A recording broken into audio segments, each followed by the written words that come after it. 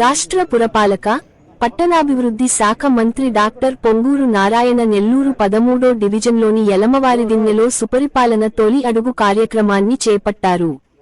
ఈ సందర్భంగా ఇంటింటికి తిరిగి కూటమి ప్రభుత్వం అధికారంలోకి వచ్చిన మొదటి సంవత్సరంలో సాధించిన అభివృద్ధిని, చేపట్టిన సంక్షేమ పథకాలను ప్రజలకు వివరించారు.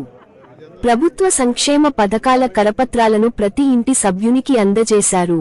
మంత్రి నారాయణ అభివృద్ధి, సంక్షేమం సమపాళ్లలో అందిస్తున్న ప్రభుత్వాన్ని ప్రజలు ఆశీర్వదించాలని కోరారు.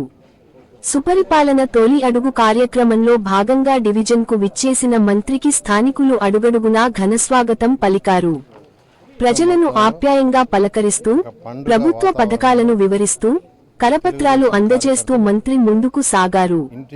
ఈ సందర్భంగా మంత్రి నారాయణ మాట్లాడుతూ, ఇంటింటికి టీడీపీ కార్యక్రమంతో పండుగ వాతావరణం నెలకొందని తెలిపారు. 13వ డివిజన్లో ఇంటింటికి తిరిగి ప్రభుత్వ పథకాల గురించి వివరించే క్రమంలో ప్రజలు చూపుతున్న ఆదరణ మరువలేనిదని పేర్కొన్నారు. ప్రతి ఇంటికి 3, 4 ప్రభుత్వ పథకాలు చేరాయని, దీంతో లబ్ధిదారుల ఆనందానికి అవధులు లేవని సంతోషం వ్యక్తం చేశారు. కూటమి ప్రభుత్వ తొలి ఏడాది పాలనలో ప్రజలంతా చాలా సంతోషంగా ఉన్నారని అన్నారు. ప్రజల వద్ద నుంచి సమస్యలను అడిగి తెలుసుకుంటున్నామని, అవకాశం ఉన్న సమస్యలను అక్కడికక్కడే పరిష్కరించామని మంత్రి తెలిపారు. గత ప్రభుత్వానికి, ప్రస్తుత ప్రభుత్వానికి ఉన్న వ్యత్యాసాన్ని ప్రజలు గ్రహించారని అన్నారు. గత ఏడాదిగా రాష్ట్రం చాలా ప్రశాంతంగా ఉందని ప్రజలు చెబుతున్నారని, ఇల్లు చుట్టుముట్టడాలు, గోడలు దూకి వెళ్లి అరెస్టులు చేసే పరిస్థితి ఇప్పుడు లేదని ప్రజలే అంటున్నారని ఆయన స్పష్టం చేశారు. గత ప్రభుత్వం చేసిన నిర్వాహకం వల్ల ఏర్పడిన అప్పుల ఊబి నుంచి రాష్ట్రం బయటపడుతోందని, ఆర్థిక పరిస్థితిని చక్కబెడుతూ ముఖ్యమంత్రి చంద్రబాబు నాయుడు పథకాలను అమలు చేస్తున్నారని మంత్రి నారాయణ తెలియజేశారు.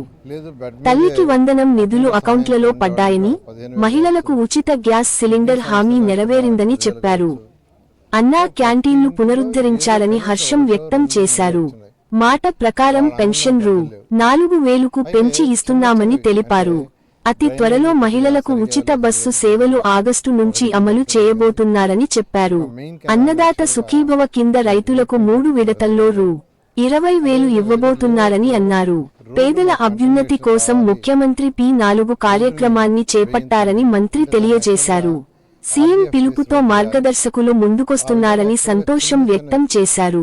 ప్రజలు ఓపిక పడితే మేనిఫెస్టో హామీలన్నీ ఒక్కొక్కటిగా నెరవేరుస్తామని ఆయన హామీ ఇచ్చారు. ఇంటికి పోతే వాళ్ళ యొక్క కళ్ళలో ఆనందం అంతా ఏం తెలియదు. ఎందుకంటే ఈ 1 ఇయర్లో ఈ రాష్ట్రం ఎంతో ప్రశాంతంగా ఉందని వాళ్ళే చెప్తున్నారు. ప్రశాంతంగా రాష్ట్రం ఉంది.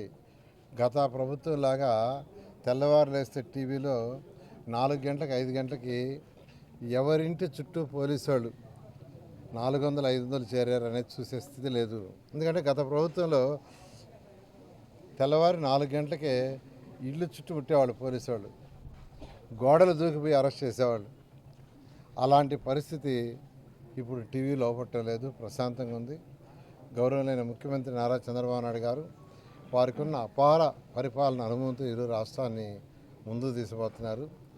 10,000 కోట్లు, 10 లక్షల కోట్లు యాక్చువల్గా గత ప్రభుత్వం అప్పు చేసి వెళ్ళిపోయింది. 10 లక్షల కోట్లు. దాన్ని తీర్చే బాధ్యత ఈ ప్రభుత్వం అనేది పడింది. ప్రభుత్వం అంటే ఎవరు? మళ్ళా మీరే, ప్రజలే. ప్రజలు కట్టే ట్యాక్సులతోనే దాన్ని తీరుస్తున్నాం.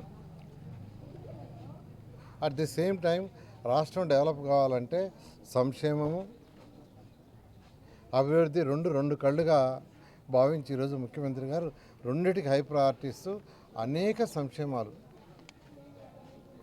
తల్లికి వందనం కావచ్చు, మహిళలకు ఉచిత గ్యాస్ సిలిండర్లు కావచ్చు, అన్నా క్యాంటీన్లు కావచ్చు, పెన్షన్స్ కావచ్చు, ఇట్లా అనేక ఏదైతే సూపర్ 6లో చేసావో ఒక్కొక్కటి చేస్తూ కొన్ని డేట్లు కూడా ఇచ్చేశారు. ఆగస్టు 15న మహిళలకు ఉచిత బస్సు ప్రయాణం చేస్తామని. అదేవిధంగా కేంద్ర ప్రభుత్వం 6,000, రాష్ట్ర ప్రభుత్వం 14,000 కలిసి రైతు సోదరులకు 20,000 ఇస్తాం. దాంట్లో కేంద్ర ప్రభుత్వం ఫస్ట్ ఇన్స్టాల్మెంట్ ఎప్పుడు వేస్తే అప్పుడే రాష్ట్ర ప్రభుత్వం ఫస్ట్ ఇన్స్టాల్మెంట్ వేసేట్టుగా ఆల్రెడీ ముఖ్యమంత్రి గారు అనౌన్స్ చేశారు.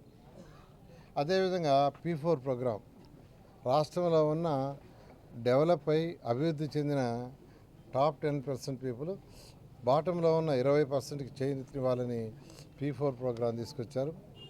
ఆ P4 ప్రోగ్రాం చాలా చక్కగా జరుగుతుంది. ఎంతోమంది దాతలు ముందుకు వస్తున్నారు. ఈ విధంగా ఆర్థిక వ్యవస్థని చిన్నాభిన్నం చేసేసి వెళ్ళిపోయిన గత ముఖ్యమంత్రి అంటే ఈ ముఖ్యమంత్రి గారు, మన ముఖ్యమంత్రి గారు, గౌరవనీయ నారా చంద్రబాబు నాయుడు గారు ఆర్థిక వ్యవస్థని ట్రాక్లో పెట్టుకుంటూ వచ్చారు. ఇంకా చేయాల్సింది ఉంది. కాబట్టి రాష్ట్ర ప్రజలందరికీ నేను ఒకటే కోరుకునేది, మంత్రిగా కొద్దిగా ఓపిక పట్టండి. అన్నీ 1 by 1 చేస్తాం. నెల్లూరు సిటీ ఎమ్మెల్యేగా కూడా 1 by 1 చేసుకుంటూ వస్తున్నాం. కొద్దిగా ఓపిక పడితే ఏదైతే ఎలక్షన్స్ ముందు మేనిఫెస్టోలో చెప్పామో అన్నీ చేయడం జరుగుతుంది. Thank you. మరెన్నో వీడియోలు కోసం మా ఛానల్ని సబ్స్క్రైబ్ చేసుకోండి. పక్కనే ఉన్న బెల్ ఐకాన్ని నొక్కండి. లైక్ చేయండి, షేర్ చేయండి.